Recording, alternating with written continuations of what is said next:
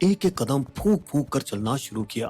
फिर बिना कोई आवाज किए सावधानी से 800 मीटर तक जंगल में आगे बढ़े। हर कोई सतर्क था और उनकी बंदूकें हमला करने को तैयार। जैसे ही चीफ कमांडर ने माओवादी ठिकाने को देखा, उन्होंने अपना हाथ उठाकर सबको रुकने को कहा और अपनी टीम को एरिया घेरने का इशारा किया। जैसे ही जवानों ने अपनी अपनी पोजीशन ले ली, फिर कमांडर ने जवानों को निर्देश दिया, जब तक मैं आदेश न दूं, कोई फायर नहीं करेगा। धीरे धीरे जवानों ने अपना घेरा कसना शुरू किया और निशाने की ओर बढ़ने लगे। लेकिन नक्सली भी कम नहीं थे। उन्होंने या तो उनकी मौजूदगी को भांप लिया होगा या उन्हें आते देख लिया होगा और उन्होंने पहली फायरिंग शुरू कर दी और सुरक्षा बलों को अचानक इस हमले से चौंका दिया। बहादुर जवानों, दिखा दो इन हरामियों को अपना जलवा, फायर!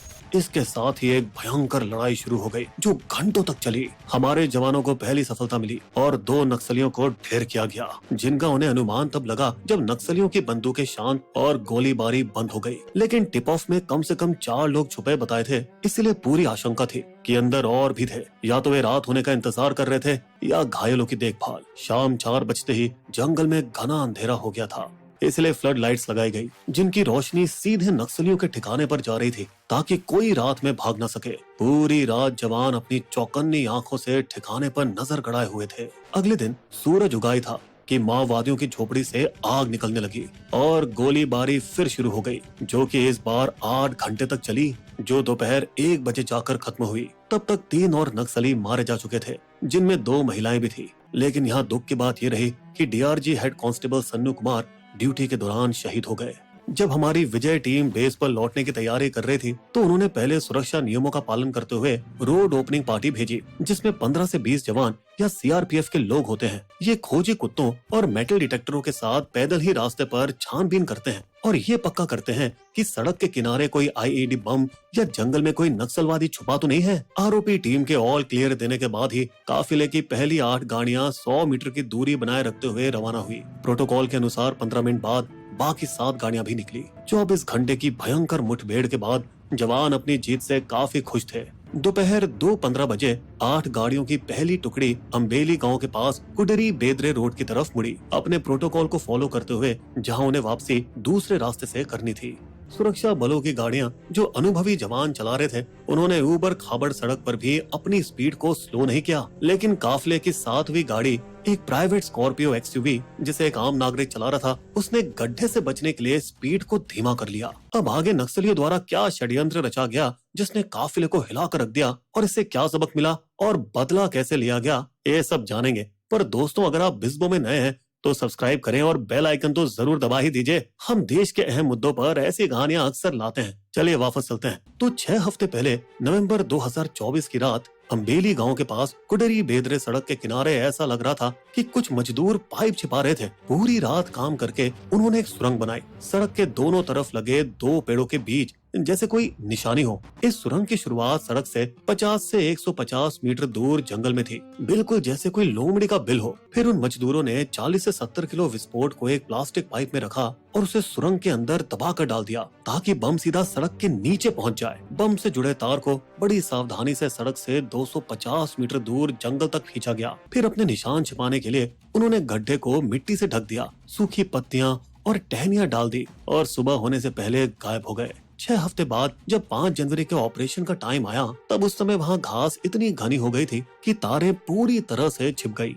ये वही टाइम था जब जवान सफल एनकाउंटर करके वापस लौट रहे थे। सुरंग खोदने वाले माओवादियों में से एक, जो उन 2 पेड़ों की निशानी से सुरंग की जगह जानता था, वो उस गुप्त स्थान पर पहुंचा जहां उसे उम्मीद थी पक्का सुरक्षा बल इसी रास्ते से लौटेंगे।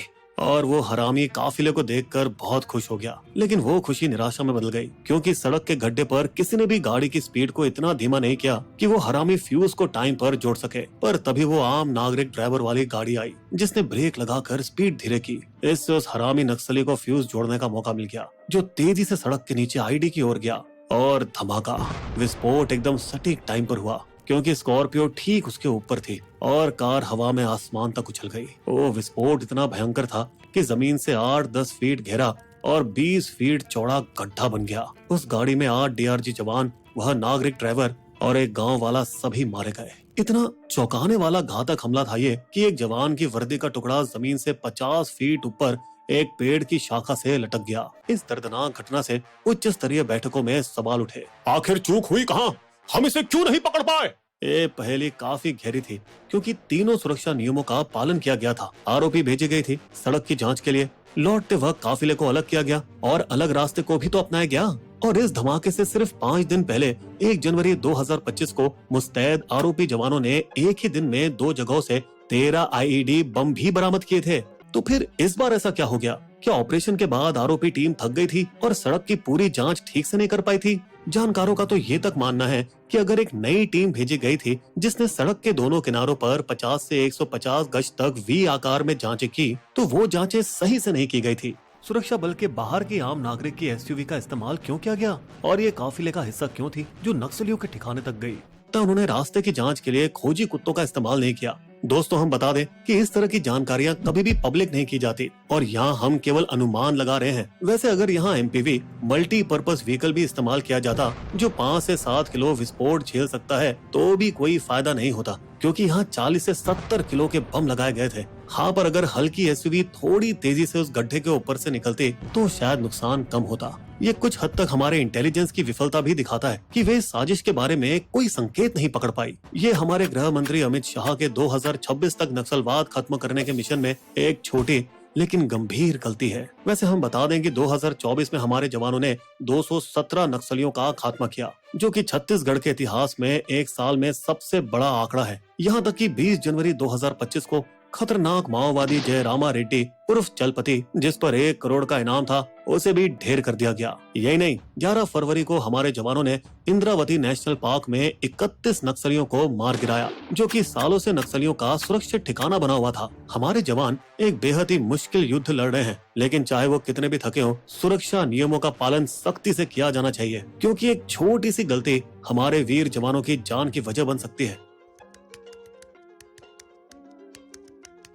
जाते जाते दोस्तों, हमारी 2019 की कहानी जरूर देखें, जो भारत में नक्सलवादी से लड़ाई के इतिहास का ब्यौरा देती है।